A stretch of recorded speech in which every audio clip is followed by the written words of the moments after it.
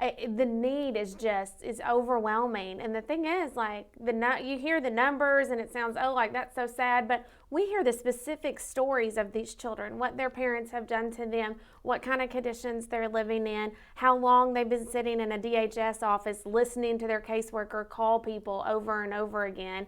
And I just sit there and cry. Like, it is, I can't express to you how badly we need more foster homes. Tell me the story that you shared about one of our new children, and the foster mom said, would you like me to pray for you? I think it was bedtime. Yeah, so she is 8 years old, and she arrived at the ranch from a very horrific situation, had been living in her car and being abused, and was just super happy to be out of that and there. But her foster mom was putting her to bed the first night, and she said, can I pray for you? And she said, what does that mean? Yeah. And her foster mom said, well, that's where we talk to God, And she said, sure, you can do that. And this little girl just had never even experienced a prayer before. Yeah. My children have heard prayers thousands upon thousands of times. Mm-hmm. And this child had never had anybody just sit down and pray with her. Didn't even know. We want me to pray for you. Well, what is that? Right. And she said, well, that's where we talk to God. She said, well, yeah, go ahead then. I thought that was pretty cool. And I'll tell you, in children's church last week, she raised her hand and accepted Jesus as her Savior. Wow. Yeah, and that is what we see. Now, in years past, we dealt with a lot more teenagers and fewer children. And always when our teenagers would visit our church, Family Church Bryant, that were from the ranch, almost always the first night in the youth service or the first Sunday in adult service, they come to know Jesus Christ as their personal Lord and Savior because they've already encountered Him in the living flesh of loving foster parents. Yeah, that's our goal, is just maybe we can love them well enough to where they can get a small glimpse of how their Heavenly Father feels about them. And that's the purpose. Just a few weeks ago, we had a girl come and she was going to stay for a week and see how her behavior was, if this was a good fit. And she just couldn't be safe around the other children. She had been through a lot of turmoil. And so I talked to her foster parents on the phone and I said, I know she's not going to be able to stay, but you've got 1 week to introduce her to Jesus. Let's make sure we do that. Yeah. And sure enough, the night before she left, her foster dad got to pray with her and lead her to the Lord. Yeah, so when you're thinking about fostering, just imagine working with an organization like ours and having the opportunity to encounter and to love an 8-year-old little girl and to be the first person in her life. Pray with her. It's an honor. Wow. Yeah. Wow. I have the privilege, because I'm in the ministry, encountering hundreds of kids virtually every day and hundreds of adults every week, to be able to lead people to the Lord. Yeah. And it's truly an honor. But to be a part of a child's life that has never experienced what love really is. There's a song years ago, I even played it in church one Resurrection Sunday, much to the chagrin of some religious people. Does anybody know what love is? Well, we do. Mm-hmm. And that love is the love of God, and children in care need a loving person just like you. We have job opportunities, not just opportunities to serve, but job opportunities. Mm-hmm. We're looking for foster parents. We're looking for therapeutic foster parents that would take a child into your own home, and mentoring opportunities as well. We're going to take a brief break, and we'll be right back with Rachel. A mission field around you is filled with young hearts needing a forever family. And at Second Chance Youth Ranch, our team is committed to providing healthy, stable, loving homes and families to hurting children in the Arkansas foster care system and those up for adoption. Please contact us if you feel the tug at your heart to help foster or adopt, and find out the steps you could take to help fulfill a child's lifelong dream. Maybe you can't foster or adopt, but you could help. The need for thousands of children in the system is staggering. But with the help of faithful partners and business alliances, we are meeting those needs right now. Would you help us make a difference? Every gift, regardless of size, impacts a child's life directly and helps provide for a home in the gap right now. Visit the Second Chance Youth Ranch website at 2CYR.org to read more, watch the stories, and to make a contribution for a hurting child's care. Monthly partners are needed, so please contact us right away. And as you partner with this ministry, you are partnering with the Heavenly Father that has promised to be Father to the fatherless. God bless you for helping Second Chance Youth Ranch. Welcome back to Second Chance Youth Ranch TV. If you're just tuning in, where you been? Hey, you know what? There are so many opportunities for you to connect with us. And if you're not in our area, in a 50-mile radius of Perrin or Perryville or Little Rock or Bryan or Benton, there's a organization right there near you that needs you to get involved. But the reason, Rachel, I have you on this show right now is because we actually have an open home, don't we? Don't we have a house that fully furnished? Yes, an empty house, fully furnished. And we've turned away how many children in the past week? 40.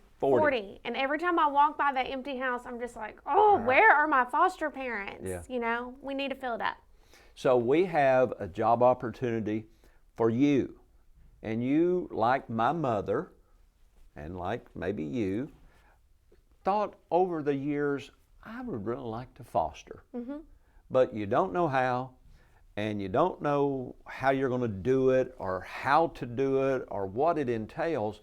Well, that's why we're on TV right here at Victor Television Network, is to help you understand that you don't have to do it alone. You don't. That's what is really special about Second Chance Ranch, is the community that surrounds our foster parents. And I posted a quote yesterday on Facebook. One of the greatest gifts the church can do for foster children is to keep the people who are fostering them, you know, just built up and encouraged and supported. And so we specialize in that. You know, we're just this really cool, close-knit community of like-minded people who are trying to help kids, and sometimes we got to hold each other's arms up through it. Yeah. My mother, as a foster family in Jonesboro, we never had anybody come out and say, hey, Isla, you need a night off? Right, yeah, and I'm sure she did need a night off. Yeah, I guarantee you. At one time with 19 kids in the house, yeah, she needed a night off. Bless it.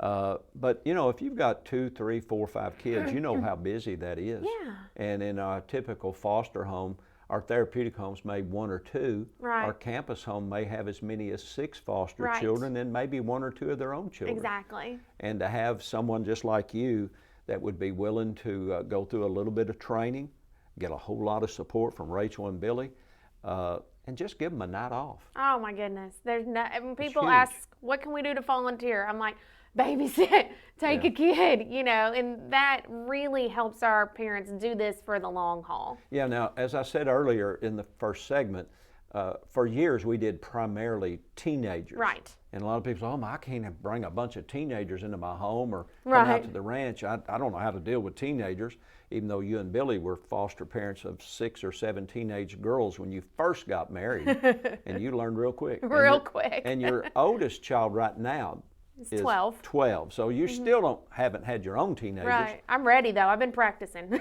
But we do have now, when you talk about babysitting, we actually have some very small children now. We have a 10-week-old baby right now. Yeah, and lots of toddlers, 3, 4, 5-year-olds, you know. So we have all ages. So let me ask you, and this is unscripted, so let me ask you, is it possible with those little ones that someone that would go through the proper training and support and educational envelope to get screened, instead of coming into a house and taking 4 or 5 kids, would it be possible for them to assist with the young ones? Absolutely, yeah, and we can even get you approved to watch children at your house. You know, take 1 or 2 kids to your house for the weekend, and you know, if we can get several houses doing that at the same time, then our foster parents can have a full break, you know, because they'll have 2 kids here and 2 kids there. And so it kind of works out. So someone says, that's great. I would love to have a couple of small ones come spend maybe Friday night, Saturday, maybe take them to church on Sunday. But what happens if they start crying, I don't know what to do, or I feel a little bit overwhelmed? Do we have a support system for that? Yeah, you can call us and we'll help if something arises. But typically, I mean, the kids really love it. They love going on like a little fun sleepover or whatever, and they do really well. Our families have enjoyed having the kids in their home and stuff. And honestly, getting set up is really easy. It's about 10 minutes worth of paperwork. We run some background checks and then a couple other things. Really, I mean, maybe an hour of, prepping and working in order to open your home for something like that. So it's not hard. What are the needs that we're dealing with right now at Second Chance Ranch? I don't like talking about needs, but we got them. We do, always. God says He'll supply them. Right. But what is it that we're asking God to supply? Right now we are needing another therapist. We need another case manager. We need campus parents for our empty home on the ranch campus. And then more foster homes in the community. All right, so let's break it down. Most people that may have heard the word therapist, if they know what you just said, they probably are interested in the position, but others may be watching and go, what's a therapist? Right, yeah. Why does a Christian organization need a therapist, for gosh sakes? Won't y'all just pray for the kids? Oh, we do, trust me. But a therapist comes in with interventions and strategies to help teach these kids how to overcome some of the specific abuse and neglect that they've been through. And does the therapist also work with the foster parents? They do, absolutely. And that is one of the cool things about our program is that we have a therapeutic team that wraps around the foster parents. So the foster parent can say, hey, this kid keeps lying to me and I don't know what to do about it, or she is having nightmares at night and I don't know how to help her feel more comfortable. And so our team is going to brainstorm with that foster parent and come up with ideas that might help. So it's just really this whole integrated thing of just a support network that is highly trained and knows all the latest strategies and interventions, but also keeps their faith at the forefront and remembers that you really can't have healing without a connection with Jesus. We currently have at least 2 or 3 therapists. Right, we have 3 right now. And we're looking for another one. Yes, sir. And we work with the counseling clinic in Benton in partnership. And what a great team that is. Oh, yeah. And then we also have typically around 5 case managers. Correct. And did you mention we need another case manager? We need another one, absolutely. And what does a case manager do? So a case manager has at least a bachelor's degree, and they work underneath the supervision of a therapist. And so they help work on treatment goals, and they're kind of our in the trenches people, They do some of the logistic stuff like picking up prescriptions, taking them to the doctor. They if do. need be. Showing up on a bad day and helping calm a kid down when they're, upset. School counselor calls, said, Johnny's in my office, he's having a little bit of a problem. They work with the counselor and the foster parents and the therapist. And that's what we do at Second Chance Youth Ranch. We don't just throw you kids, throw you a key to the house. We're actually there to help you. Right. And then you mentioned, we got 20 seconds, we do have room for one more set of foster parents. Yes. Which would want to move to our campus. And we'd provide the house, everything it takes, including the food and transportation. So I know you're watching this show because God's talking to you. So we'll give you a moment, we'll watch a video, and we'll be right back. My name is Chase and I'm 10 years old. I like to play video games and I like to watch TV, movies. I like to watch Jurassic Park. I watch any movies. I like PG-13 movies most of all. I'm in foster care because I proved that my real parents couldn't take care of me because they left the door open and I was a baby walking on the highway. Tell me why you want to be adopted. Because I miss having a home that loves me. I want a family that will adopt me and take me on a lot of trips and cooks good food, and a family that has a dog. Because I love dogs and I never had one of my own. I would name my dog Stubby. If I could wish for one thing, in the world, in the entire world, it would be to have a family that loves me.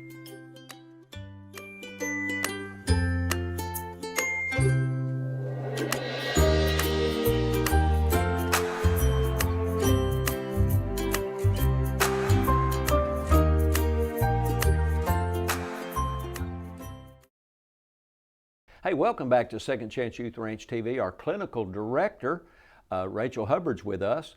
And if you're just tuning in, welcome to the show.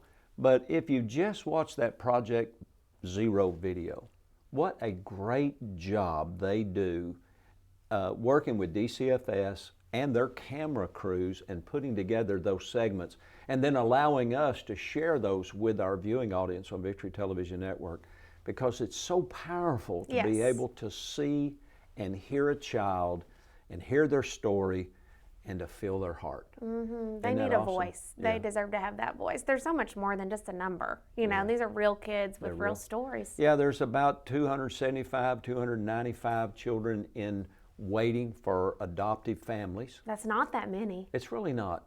You know, and I say this often, Rachel, we've got a number of adoptive families at Family Church Bryant, but wouldn't it be nice if you in your local church of 60, 70, 80 people, church of several thousand, all got together and said, let's work together and let's sponsor a family in our church to adopt. Right.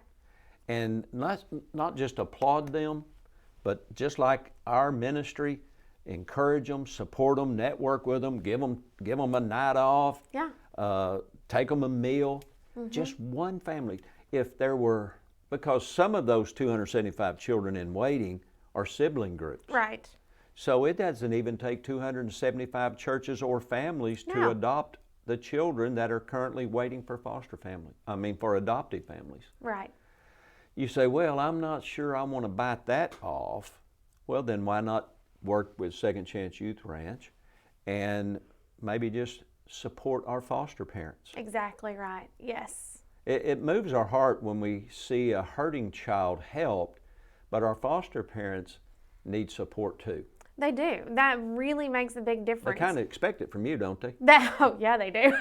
But when somebody in the community steps up or somebody in their local church steps up, it really blesses them, doesn't it? It's really touching. You know, the Life Church of Little Rock at Christmas time called me, and everybody was getting things for our kids, which is just we're so thankful for that. And they said, what can we do for your foster parents? We want them to feel blessed. Yeah. And I mean tears like just immediately when they said that, because there's something really incredible about ministering to those who minister to others. Yes. And so when we can see that happen. And Geyer Springs Church in Little Rock, they just recently contacted me, and they're going to set up a parents' night out where our parents can drop their kiddos off and they can go out to dinner on a date and then come back and pick the kids up. You know, stuff like that has such a huge impact. Yeah.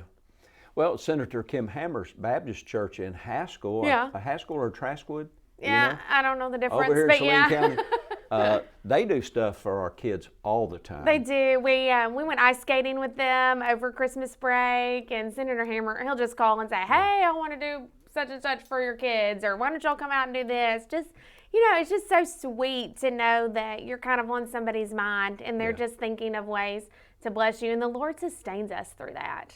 Yeah, sometimes it's just somebody will bring a meal out to one of the homes. Yeah. Absolutely. Now, you don't even have to go to the ranch, because right here in Bryant, right literally 300 feet off of Interstate 30, west of Texarkana, east to Little Rock, if you know where Middleton's Heat and Air is on I-30 in Bryant between Reynolds and Alcoa, we have 3 foster homes within, gosh, a 2-minute drive from there. Right, exactly. And those foster parents would love to have you drop by. Now, you got to make an appointment. Yeah. And we got to, you know, but you could bring a meal. Oh my goodness. Come out for a visit. Come mow the yard. Yes. Oh yeah, they would love that. Plant flowers. Right. Just little things like that can really make a huge difference. And it really, like when you do yard work or when you, you know, prepare a meal, you're letting our foster parents focus on just the kids, Yeah. you know, instead of the kind of the daily task that it takes to run a household. And there's a lot of kids in there to focus on. They Yeah. need that. And our kids, again, right now, as young as 10 weeks. The oldest is how old about right now? About 15. Yeah. And in town, in the city of Bryant, in our 3 foster homes in town that are on our campus, how many kids are in town? Are there 15-ish? I would say about 16, I think. Yeah, is that counting the foster parents' kids? No, sir. No. So it might be 20, Yeah. 25. And then James behind the camera, he's a foster dad along with his 3 daughters. He has a foster son. That's in our therapeutic program. So we have therapeutic homes in town. Where are we at now with therapeutic foster homes? I think we have about 4 at the moment. And so how many children are in those homes? Somewhere between 4 and 6? 4 in those homes, yes. So there's a lot of opportunities. Oh my goodness, yes. And I know a lot of people watch this show because it's really popular. And we again thank Victory Television Network for their friendship and partnership. But this is a very popular show. But we're not on here to be celebrities. No. I'm not even on here to be some sort of an expert. I always question anything with an X in it, like expert, ex-husband, ex-job. But we're here to connect with you. Yeah. Because we know, I absolutely know that if you're watching this show, you share our heart. And there's so many opportunities to pray, to give, to serve, to help, just so many opportunities. Right. And then there are people, I know you're watching, and from the time you were young, you wanted to be a part of changing the lives of hurting kids. And that's why we're on the air. It's because we want you to be engaged. This is your opportunity. Rachel, we got about a minute. What can you say to people that we haven't said, but what Paul said, put them in remembrance. Okay. What do you want to tell people? I want to tell you we need more foster parents, first and foremost. We need a lot more help at the ranch. We need more staff. And you know, the Bible talks about how true religion is to care for the orphans. And so I really think that it's every Christian has some responsibility to be involved in caring for the fatherless. But that it can look like dropping off a meal. It can look like being a campus foster parent. It can look like babysitting. You know, wherever it fits in your busy life, like just God can still use you, and it still matters, even if it feels small to you. And it's amazing how something can feel like so small to somebody, but to us, it feels like just the biggest, most touching thing. And God does that. Like He takes your little and makes it into much, you know. Well, Jesus said when He was watching all the rich people drop money in the offering box, and a sweet little widow dropped in 2 mites, He said she outgave them all. Yeah. So there's no small things in the eyes of God. Thank you for being a part of our ministry and our viewing audience. And if God's not speaking to you, why not take this message and share it with a friend, a co-worker, someone at church, and get them involved and watch this show and watch what God will do. We'll see you next time right here at 2CYR-TV. Bye-bye.